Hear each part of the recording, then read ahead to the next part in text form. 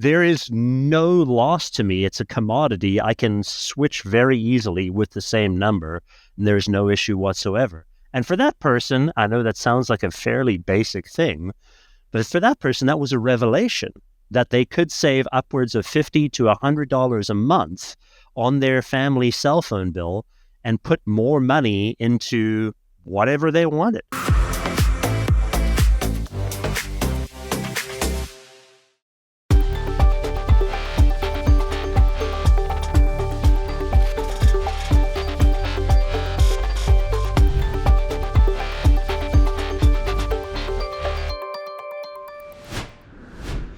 Welcome back to Strictly Money, where finance and your prosperity meet. I'm Sejal Patel. Today, we are talking about an often neglected but crucial topic, and that is negotiation. Whether it's negotiating for a higher salary or negotiating for a better deal on that major purchase, mastering the art of negotiation can, believe it or not, drastically improve your financial health. I am so excited about today's guest because I have been listening to his podcast for well over a year. He is brilliant. He is insightful. He has taught me a thing or two about negotiation, and I think you are going to learn a lot. Mark Raffan is the CEO of Negotiations Ninja. He's an award-winning negotiations trainer, and he joins me now. Hey, Mark, welcome to the show. Thanks for coming on. Thank you so much for having me. I really appreciate it. So, Mark, I was saying just now that I have been listening to your podcast, Negotiations Ninja, for I'd say about a year. It's been really helpful to me. And so I know it's going to be helpful to our listeners and our viewers. So I really appreciate you coming on. Thank you very much. I really appreciate it as well. I think we're going to have a lot of fun together. And thank you for listening to my show. It's always great to hear from someone who listens.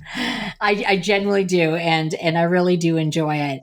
Mark, how did you get into this in the first place? How did you get into helping companies with negotiation skills? I started my career out in sales, then I moved into procurement, and throughout that time realized that there's a massive gap that I feel like I needed to serve in the negotiation training space. Look, there are a lot of negotiation trainers out there, but most of them suck. So I decided that this is what I wanted to do and to rage against terrible negotiation training. And so 6.5 years ago, I started Negotiations Ninja, and now we develop and deliver some of the most engaging negotiation training in the world. But it actually all started because of the family that I grew up in, because I grew up in a very, it always sounds terrible whenever I say it, but I grew up in a very conflict-oriented household. And that's not to say that it was bad in any kind of way, but if my family ever has a problem with you, you're going to hear about it right away, right? They don't hold back what they're going to say. No one's ever soft around how they address conflict. Everyone just says what they need to say any and all times that they need to say it. And so actually what was more difficult for me coming out of that environment, going into the working world, was learning how to tone it back instead of learning how to deal with conflict. And so that led to the careers that I had in both corporate sales and corporate procurement, which actually worked out well for me because I wasn't afraid to have difficult conversations. I wasn't afraid to have conflict-oriented situations, and that helped me to negotiate much better deals and helped me to develop Negotiations Ninja. And yet so many people are, Mark, you know, they can't confront those difficult conversations.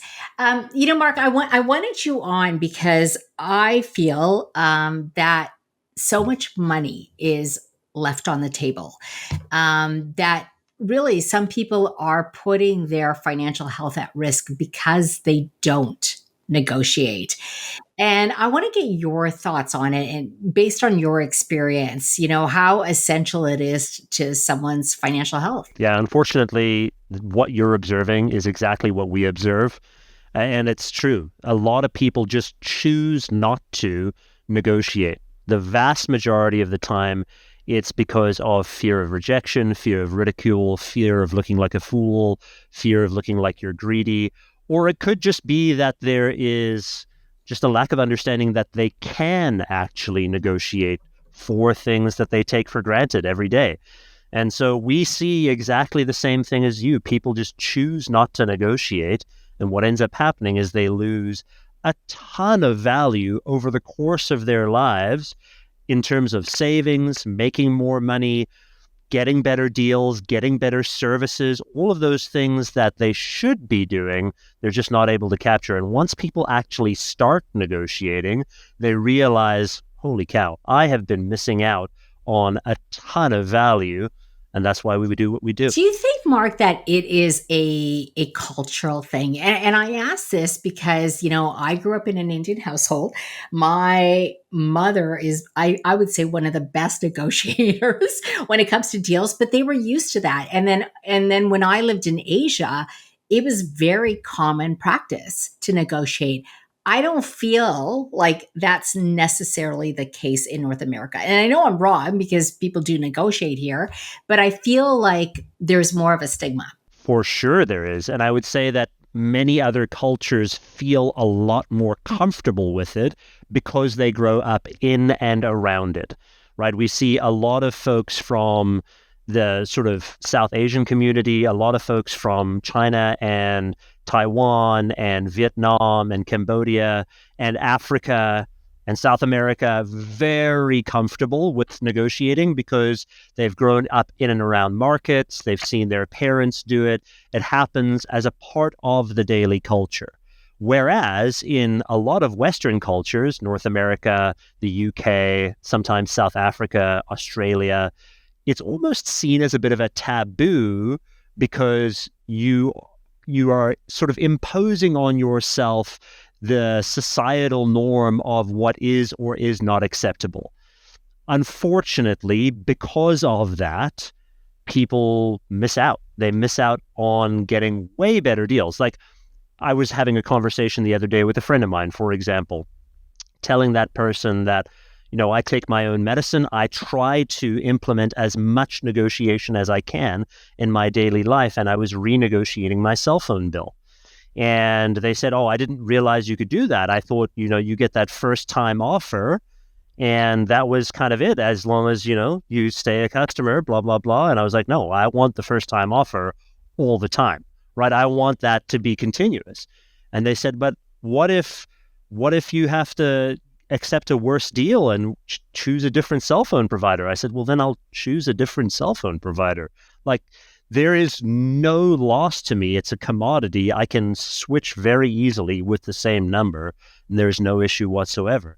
And for that person, I know that sounds like a fairly basic thing, but for that person, that was a revelation that they could save upwards of $50 to $100 a month on their family cell phone bill and put more money into whatever they wanted. And Mark, you make a really good point, because what's the worst that they're going to say? No? Right. They say no. Okay, great. I'll speak to someone in your customer retention team now. Thank you. And then you speak to someone in customer retention. Maybe, chances are they won't, but maybe they even say no. And you go, okay, great. I'll most likely be switching. Let me go and research what Rogers or Bell or TELUS or whomever the opposing team is for you is offering and see if I can get a better deal. I want to go back though. You made a really interesting point about, negotiation and the stigma when we talk about culture. Do you see a difference? Because I do, but I'd like to get your thoughts on this. Do you see a difference between the way men and women negotiate? Because a lot of my financial education and my programs are very much geared towards women. And so I want to get your thoughts on that one. Yeah, for sure. Definitely. There is a stigma that exists with that. Unfortunately, women have to fight it from two different fronts, right? So they're fighting it from sort of a social stigma of, oh, if I negotiate, I'll be perceived as bossy or demanding or something like that. And then they're also fighting it from the normal own societal thing that everyone deals with of like, oh, I'm going to be perceived as greedy, or I'm going to lose out on an opportunity, or I'm going to look like a fool. And so they're fighting it from both fronts. The unfortunate reality is that in order to get more value, you have to ask for more. There's been a bunch of work done around this by Sarah Lashifer and Linda Babcock. Their great book is called Women Don't Ask, which is phenomenal. Yes. And both of those authors do an excellent job of identifying why this happens and then how to resolve it. But there's a bunch of women on LinkedIn and social media in general that talk about this topic extensively and offer really great tips. Like Reese Bratby, for example, I think she's based out of Switzerland. You could look her up on LinkedIn. She's phenomenal. Beth Fisher Yoshida is phenomenal. Alexandra Carter is phenomenal. Sarah Lashifer is phenomenal. Like, there are amazing women out there that teach exactly how to fix this problem. But to answer your question, there's a serious problem around this. I see a lot of women choosing not to negotiate because of how they feel about a certain situation. Yeah, and I want to talk about negotiating salaries because that's really the big one, right? There's been a lot of research done on this, and there's one that I was looking at that said that 60% of people don't actually negotiate their salary, and that they could be leaving up to, they said, about $500,000 to $1 million on the table over the course of their career. What do you think is the biggest misconceptions that people have when it comes to negotiating their salary? Yeah, first of all, that statistic is true. I've read that same statistic. It's very alarming because if you choose not to negotiate over several jobs over the course of your career, you're missing out on tons of money. I think what a lot of people misconceive or maybe are misunderstanding about negotiating salaries and negotiating job offers is they think that if they negotiate, there's less likelihood of them getting the job, or there's more of a chance that the customer, or sorry, the person who's offering their job is going to say no, that they're going to miss out on the opportunity. The reality is that whomever is offering you the job is most likely expecting you to negotiate. And when you don't negotiate, especially for corporate positions like the ones that we train people for, you're actually looked less highly upon than if you did negotiate. For example, if a salesperson chooses not to negotiate or a procurement person chooses not to negotiate for a role that they are taking on, I would think twice about hiring that person now, because if you're not going to negotiate for yourself, how could I trust you to negotiate for me? It makes a lot of sense. It makes a ton of sense. And a lot of people, unfortunately, put themselves into the position of thinking, well, if I negotiate, I'm going to miss out on that opportunity. Look, the likelihood of that happening is so low that it's not even worth talking about. You owe it to yourself to negotiate for those things. Now, how you do that is very important. But before you get the job is when you have the most leverage in that negotiation relationship. Once you've gotten the job, you have significantly less leverage to negotiate a better deal. So it's much better to try and negotiate before you get the job than after you've gotten the job. And that, you make a really good point, because I think there are some people who think, well, you know what, I'll just prove myself. And when they see, how much I'm contributing to the company and how hard of a worker I am, that I'll get that raise. But that's not necessarily the case. Yeah, do that and negotiate, and then try and get more, right? Like, negotiate before you sign the offer, and then also put in your best effort, prove yourself, show how well you're doing, and then ask again, right? There's no harm in asking. The worst that could happen is someone says no. So, Mark, let me ask you, are there sort of no-nos or faux pas when it comes to negotiating? Certainly. I think how you ask is really important, right? Like, I never want people to think that they should demand anything or require something or quote unquote have to have something. Because as soon as you use words like that, you're starting to position yourself in absolutes. And as soon as something becomes an absolute, then you're putting yourself and the counterparty in a corner where they have to make a decision. Either they give you this thing or the deal is over.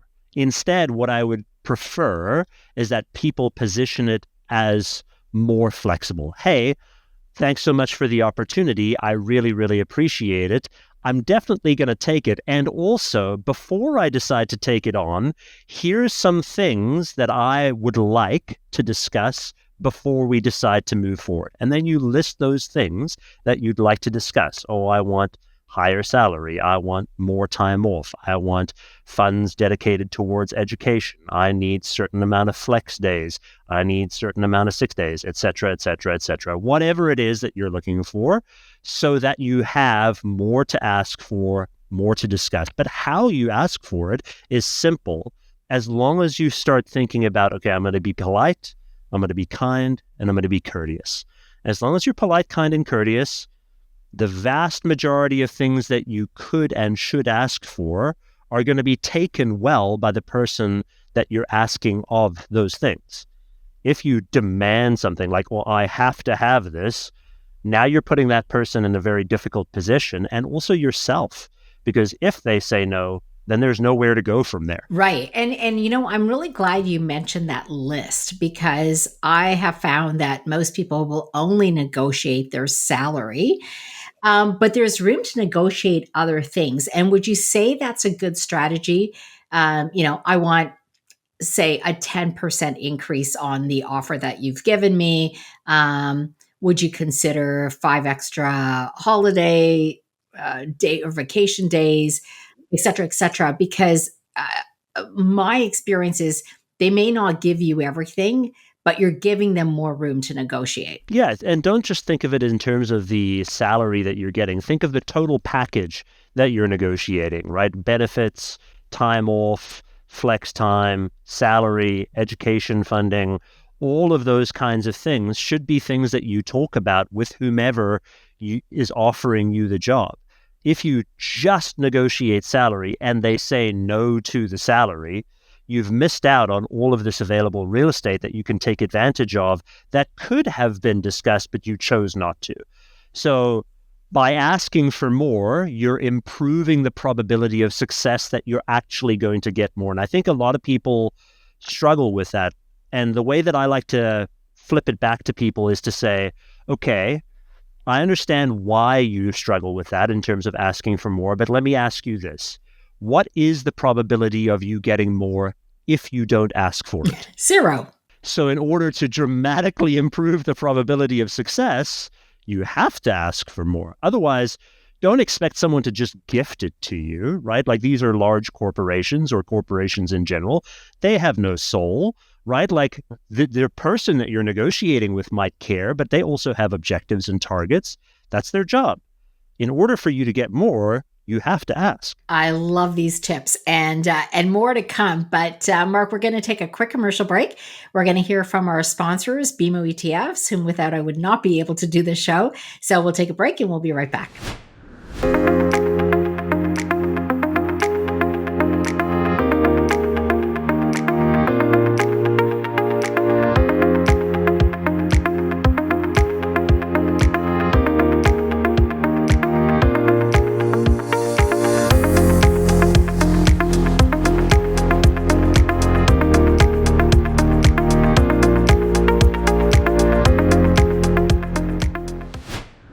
Welcome back. I'm here with negotiations expert, Mark Raffan. Mark, we've been talking about negotiating salaries. Another area I feel that people should be negotiating is big purchases, things like cars, even homes when you're looking for homes. And I want to get your thoughts on the approach that people should take. Some of this information is going to rub a few people the wrong way. So at the risk of offending a few people and ruffling a few feathers, this is going to land differently for a few folks. If you're not negotiating for those things, you're potentially losing hundreds of thousands of dollars, potentially millions of dollars over the course of your lifetime. Now, that sounds like a shocking number, but if you extrapolate one major purchase or one major sale over the course of your life, obviously that's true. Let's first start with cars. If you're negotiating a car, every piece of available information, at least in Canada, is available to you around what the cost makeup of that car is, including the landed cost at the dealership. It's all available online. Everything is available to you. So for you not to do your research and find out what that costs and then negotiate based on that cost with, obviously we want whomever we're negotiating with to make a little bit of money. would be foolish. The other thing is you've probably done a ton of research to figure out what car exactly you want before you've even walked onto the dealership. So for you to not look at the cost makeup of that car and what the landed cost is at the dealership would be very disadvantageous for you. Now, the reality is that cars are a commodity. They're not custom, unless you're ordering some beautiful custom-made Lamborghini straight from Italy that's being flown in for you on a private jet. I'm going to assume that that's not happening. Cars are a commodity. So if you don't get the deal that you want at one dealership, go to another dealership and try again. And make sure that you are shopping around to ensure that you get close to the deal that you're looking for. But obviously try and maintain a margin of error in some sort of capacity. So if I know what the price is and what I want included with that vehicle and what floor mats and tires and et cetera, and I know what that roundabout cost is going to be, plus minus 1 or 2% on either side is probably where you want to be, depending on where you're negotiating, depending on how many dealerships are available to you, depending what the market is in your current location. If you don't get that kind of a deal, go elsewhere. It's a commodity purchase. Realize that that's just the way it is. Now, that changes based on the market that you're in, right? Okay. 6 months ago, 7 months ago, Yeah, you couldn't negotiating negotiate. for It's a pretty tough. car. Right. Negotiating for a car is almost impossible, right? Like, because they have people lined up to get cars right after COVID. So it depends. It depends on the market that you're playing within. How you negotiated a car for today is going to be different than how you negotiated that same car 2 years ago or 1 year from now. So take that into account whenever you're negotiating and realize that the market that you're playing with in may have changed. Okay, let's talk about homes. Homes are less of a commodity purchase because of the emotional attachment to them. The unfortunate truth is that people fall in love with these places because they live in these places. And I would be remiss if I said to you something as cliche as leave your emotions at the door, because that's just not going to happen. Instead, what I want you to do is try to manage your emotions as best you can and realize that when you're negotiating for a home, you've got a ton of different moving pieces. First, you're dealing with your own emotions. Second, you're dealing with someone who's representing you in the negotiation. Third, you're dealing with the person that is being represented in the negotiation and their agent as well. So there are essentially 4 parties in this negotiation. Some people think that there's 2, but there's actually 4, right? There's me, my agent, the counterparty, and their agent. Now, I choose to have an agent represent me in a negotiation because I get emotional in negotiations. And the instructions that I give to that agent are to ensure that my emotions aren't too tied into it. Herein lies a bit of a rub with real estate negotiations if you choose to use an agent, which I recommend, by the way. If you choose to use an agent, recognize that that agent, this is going to rub a few people the wrong way, is not really incentivized to get you a phenomenal deal. Of course not, because they make a commission on the selling price. Right. And that commission really doesn't change plus minus $5,000 or $10,000, right? The relative change based on that commission is irrelevant. So they're probably not incentivized to be the best negotiator for you. That being said, they are working for the transaction and not necessarily the deal. The differentiation there is really important because their goal is to expedite the transaction so that they can get better commissions, so that they can do that. Now, I know I'll have a bunch of realtors say, well, that's not true, Mark. We're serving the customer. and all that kind of stuff. And I recognize that there are a few great realtors out there who do truly do that. And I highly encourage you to use an agent whenever you can. But that also means that you need to have a really heart-to-heart discussion with that agent, with that realtor, to ensure that they know what your goals are.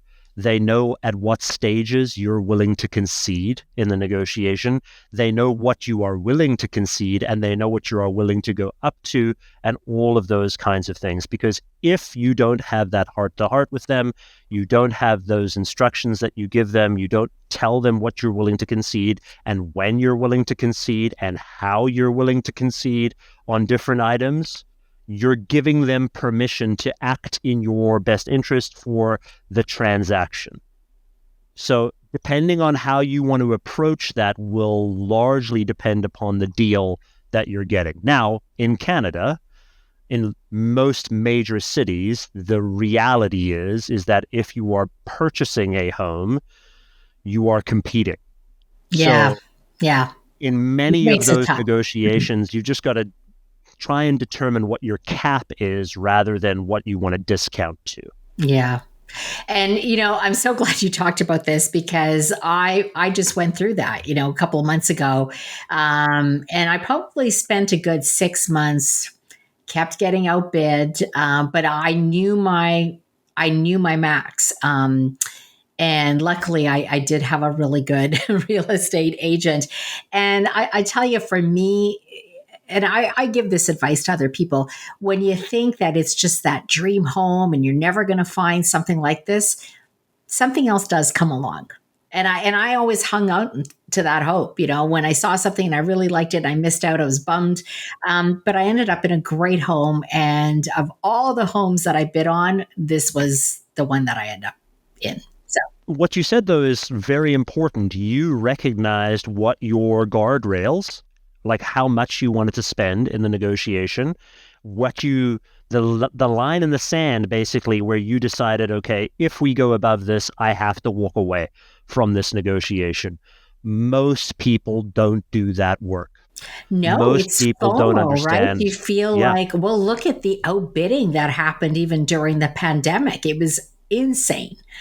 yeah. Yeah, yeah, Yeah, it's alarming. And I know that one of the things that you teach is obviously you're not going to try and purchase more than you can afford, because the payments for that and the cash flow required and the amount of debt that you have to take on and the stress that's involved in that sometimes for a lot of people is far too much. And so please, this is so important for anyone listening to, if you're thinking about a big purchase or anything like that, please, please, please work very closely to identify what your line in the sand is. Because what I don't want to have happen is that you get wrapped up in the emotion of the bidding process when you go into a negotiation, because you, quote unquote, really love this house.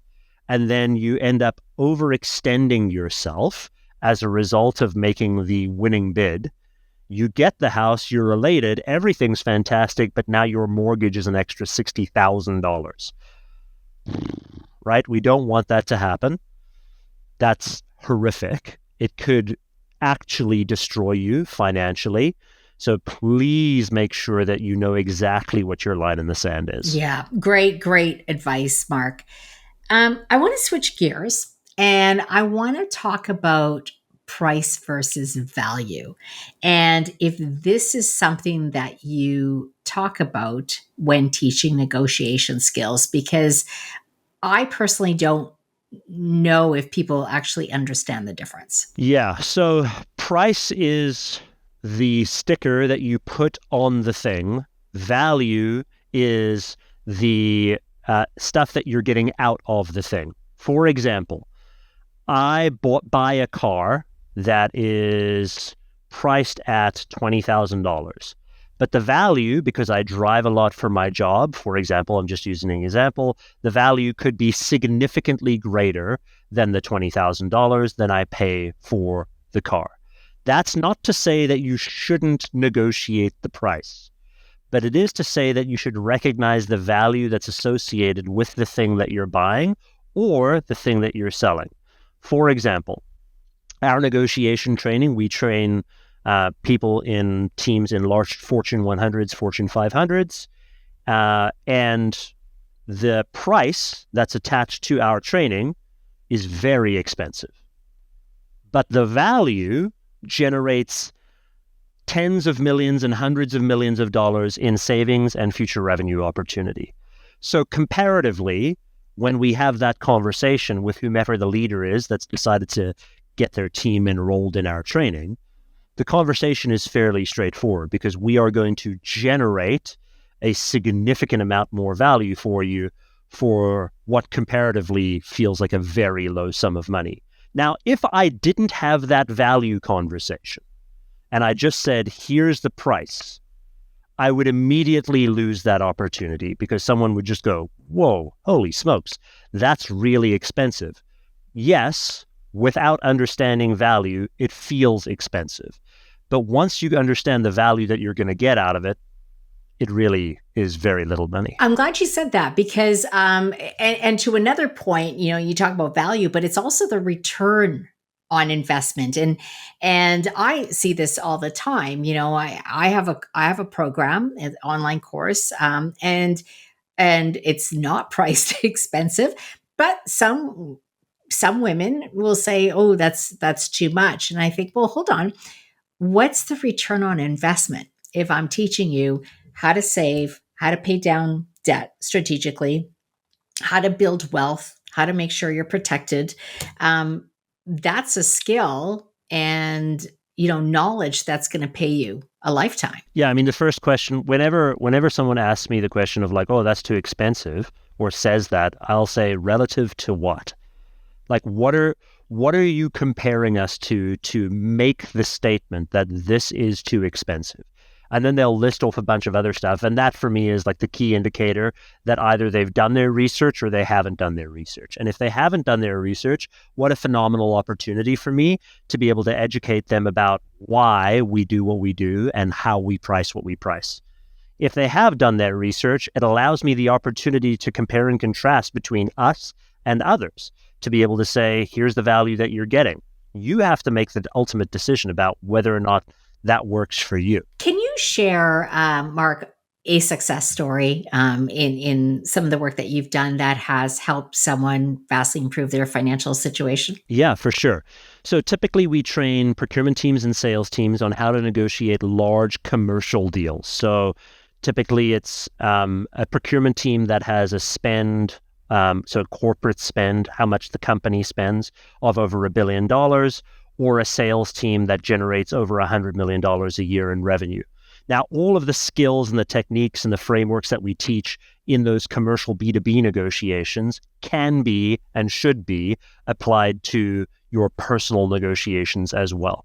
One such story is when we taught a procurement team how to negotiate better, gave them frameworks to be able to do that. And in that same training session, a half an hour later, they came back and said, we had a plumbing issue in our condo, a pipe burst. And in that situation, it was very, very tempting to get emotional about the situation and just pay whatever we need to pay. But I asked the question, can we get a better deal? Something super simple. Can we get a better deal? Not even phrased well, not phrased correctly, but just being present in the moment enough just to get the question out. They saved 30% on that plumbing bill just by asking. That's the reality of good negotiations. Because in that situation where your emotions are tied to something chaotic and crazy, if you could just give yourself the opportunity to just pause and ask, you will generate massive success. Do you feel like it's muscle memory too? You just got to do it and practice and you'll get better at it. Yeah, the more you ask, the better you're going to get at it, because the skill that we're building in asking is not actually asking. The skill that we're building in asking is learning how to deal with the fear that we have associated with what we perceive to be rejection. So we're not actually training people how to ask better. That comes with advanced training. When we first start out, we're training people how to deal with the fear of rejection. And the more that you ask, the better that you're going to get at dealing with that fear so that when you ask later on, the question becomes better, how you ask becomes better, and then that improves. And then eventually what you'll start to see is that your numbers start to go up because you've now dealt with the fear. Now you're starting to optimize how you ask. And when you start to optimize how you ask, the things that you get as a result of asking increase. I love it. I love it. I really, Mark, I really appreciate you coming on today. Now, I know you have training programs for large corporations, which is fantastic.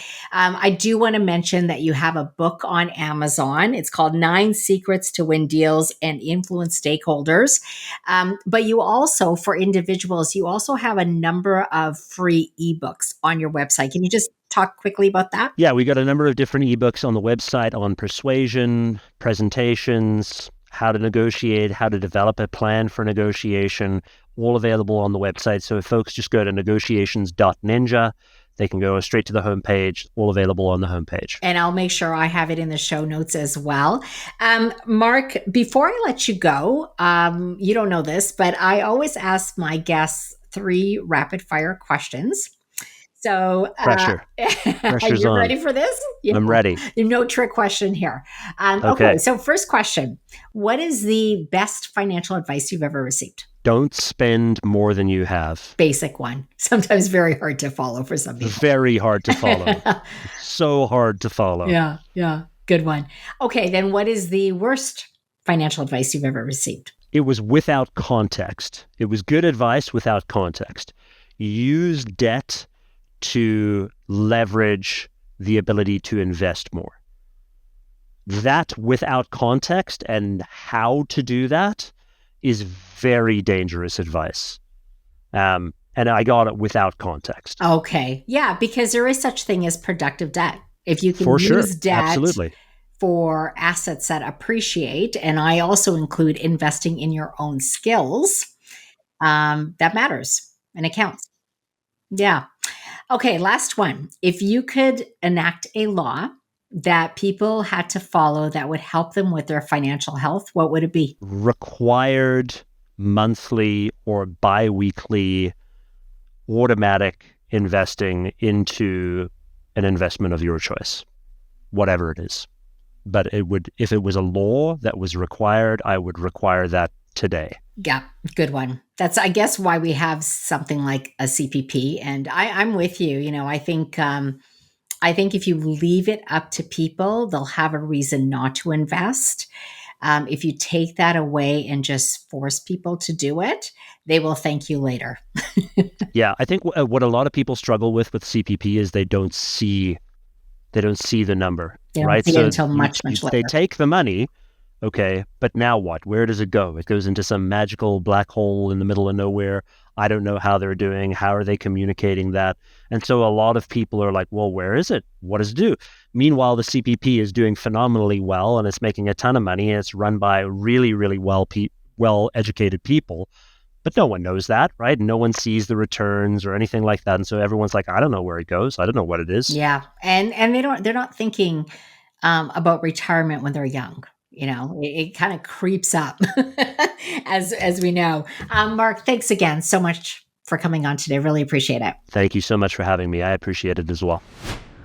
Well, that does it for this episode. If you liked today's show and what we talked about, please share it, leave a comment, leave a review, and don't forget to subscribe. We'll see you back here next week. Until then, stay well, stay wise, and stay wealthy.